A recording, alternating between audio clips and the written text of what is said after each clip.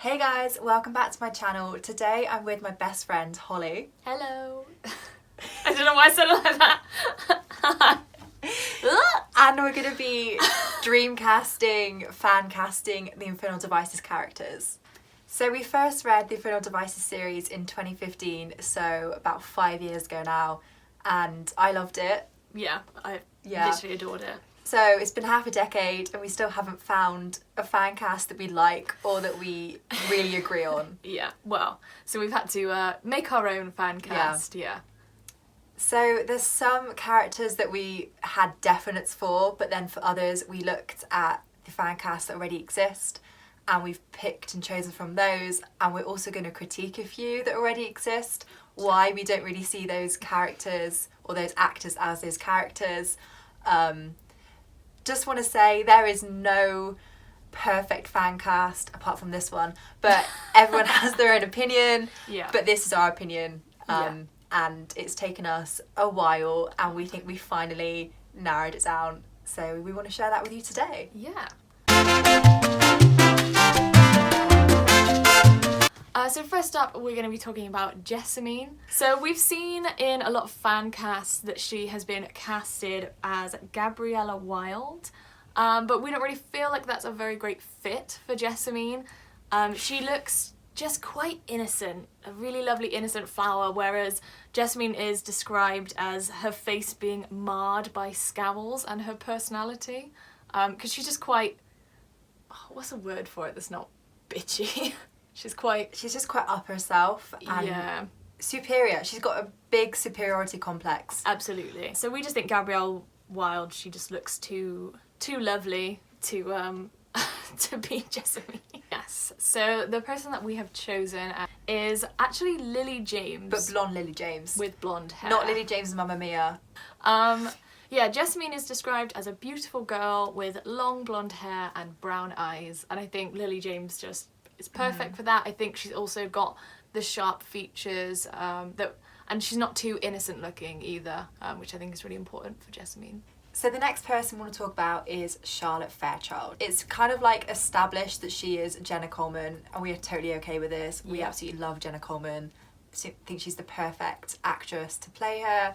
She's really tiny, she's got the brown hair, the delicate features. She's great in Victoria as well, and so she looks really good in, obviously she's Queen Victoria, so she's great for the Victorian era, and her in like period clothes is really good as well. And obviously if we're talking about Charlotte, we then have to immediately talk about her husband, Henry. We've seen, I think, maybe one or two different castings quite for similar Henry. looking people though. Yeah. There's been no There's not very discrepancy. many famous gingers, I'm just going to say it. Yeah. There's just not. And then Rupert Grint is a no-go. No. That's just Ron. I feel like Rupert is Ron and nothing else. Absolutely. Sorry, Rupert. Sorry, Rupert. We've seen Eddie Redmayne cast as Henry, but I just don't know. I can't even describe why not Eddie Redmayne. I just don't think he's the right fit. So the person we have chosen for Henry is Dom Gleeson. You might know him from About Time. We just think he fits the description of being tall, slender, with a shock of untidy ginger hair and warm hazel eyes. I think that literally is Dom, so... He just looks like Henry Branwell. Yeah. Whenever I see him, I just think... Henry. Yeah. Yeah, absolutely. So we're going for him. He's our choice. So next up, we're going to be discussing Sophie Collins. And again, I don't really think there's been a particular one that lots of fan casts have used. I think people haven't really pinned down Sophie. So we're going to pin her down for you. So yeah, she's described as slender, dark hair, very pretty, and with all those descriptions we thought Anna Popplewell would be a lovely fit for Sophie. I just think she's got that sort of calm quietness about her, but also that fierceness inside of her. Okay, so with Sophie comes Gideon Lightwood, and we've seen a few different castings for him, but one that kept coming up was Sam Claflin, and we really like Sam. Yeah. He's sort of muscular when he was playing Finnick, and he's got that like sandy blonde hair. He also looks like the older brother of the guy we're going to cast for Gabriel, so we thought that it was a really good match aesthetically wise for the Lightwood brothers. See, speaking of Gabriel, we have chosen Daniel Sherman as our fan cast. We think like we said before, I think he fits really well with Sam Claflin as the Lightwood brothers. I think he's got the sharp, angular features that Gabriel's described as. He's also got quite a natural scowl on his face, which Gabriel has quite a lot during the Infernal Devices. We think he's got that sort of like boyish look to him, which really makes him suited for Gabriel. Yeah. Okay, so next we have Cecily Harendell, and we have chosen Alexandra Daddario, partly because as much as Shadowhunters, the TV show, was an absolute mess, we really loved the casting of Alec and Magnus. And Alexandra Daddario is actually Matthew's sister in real life. And obviously there's the whole thing that Magnus is sort of thinking about Will by dating Alec because they look similar because of obviously like Cecily's lineage. So that's part of the reason. We've also seen some sort of dodgy fan castings before, and we feel like no one's ever pinned her down. Yeah. So we really like our choice of Cecily, I think. Yeah. I mean, it's just the perfect. She's got the long dark hair. She's got the bold blue eyes. Yeah. So I think that all you got to do is look at the picture. Yeah. So next up, we're going to talk about Will. There's pretty much two main fan castings out there. And firstly, Douglas Booth is not it. He's not.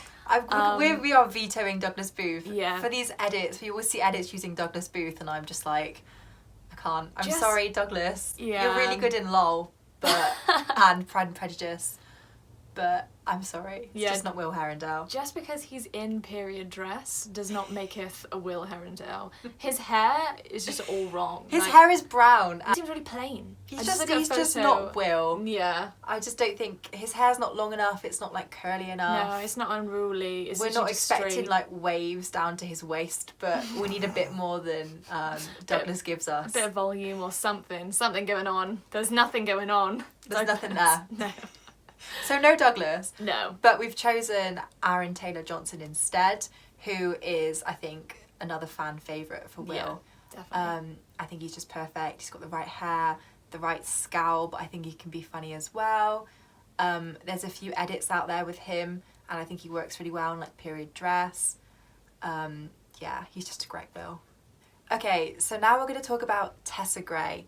I think a lot of fan casts like Astrid. Our problems with Astrid are she has this, I mean, such a striking jaw and angular features, whereas Tessa is described as having sort of a soft oval face. And we also think she doesn't really have we think Tessa has these big eyes. Everyone always talks about her big grey eyes. Yeah.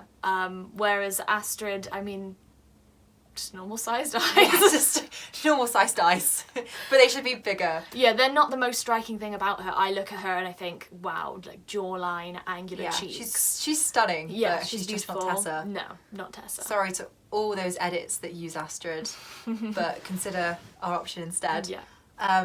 Another person that is often cast is Adelaide Kane, who is Mary Queen of Scots in Reign. As great as Adelaide is, I just see her as Mary Queen of Scots. Yeah. And I think her hair is too dark. It's almost black. It's almost like inky. It's sort of edging into the Cecily vibe rather than the Tessa character. And she's not really described as conventionally pretty. She's more, she's got like a kind face. Yeah. And like a quite intelligent face. And I think Adelaide is really, really conventionally pretty and a bit too soft looking maybe. So we like Kaya Scodelario. She's our pick.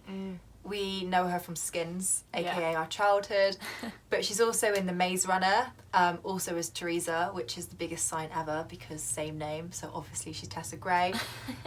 Some people sort of picked up on her, mainly for Cecily, but we think she's the perfect Tessa, especially in these pictures.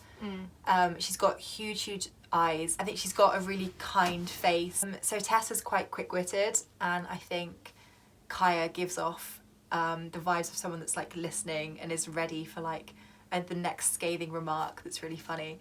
I think Kaya's just the perfect Tessa in all aspects. Yeah.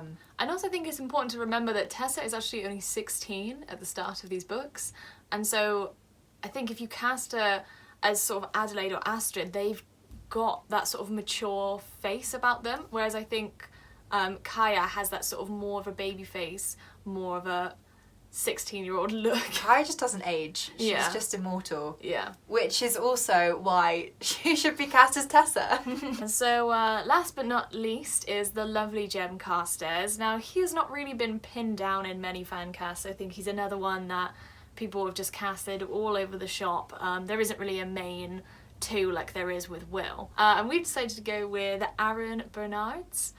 He was actually chosen and casted for 2 Shadowhunter Chronicles books. Yeah, he's on the front of Ghosts of the Shadow Market and also the repackaged Clockwork Prince.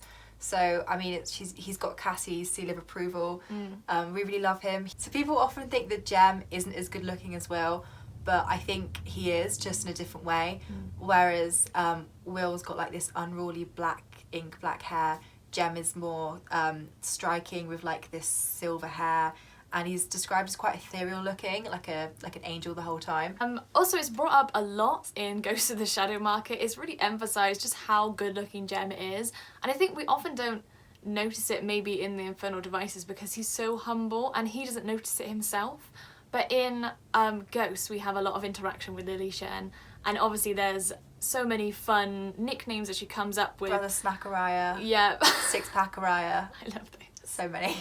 There are so many. And although they're funny, at the root of them is just how good looking he is, and I think everybody around notices that. And in the final book of Ghosts, Forever Fallen, we get to see Jem going to a bakery with baby Mina in a papoose, which firstly that imagery is just amazing, but we specifically see that the women in the bakery are fawning over Jem because of how good looking he is. So we think it's really important that that is reflected in the casting, that he is as equally as good looking as Will. I think often he falls into the background because he's so quiet. But yeah, that is why we have chosen Aaron Bernards. So thanks for watching. We really hope you enjoyed our fan casting or our dream casting of the Infernal Devices characters. Like we said before, this is not the be all and end all. If you don't necessarily agree with us, although you kind of should, because we feel like we've done lots of research, 5 years of research here. If you don't agree with us, that is okay. Leave a comment and tell us who your perfect casting is for the character.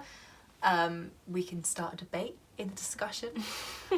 Remember to subscribe, and if you guys like this, we will do a fan casting of the Mortal Instruments and the Dark Artifices.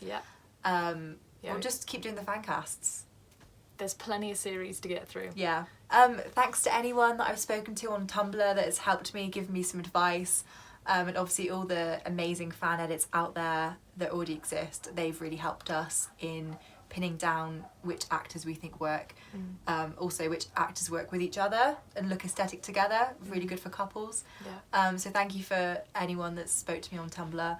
I really hope you enjoyed this video. Thank you guys for watching.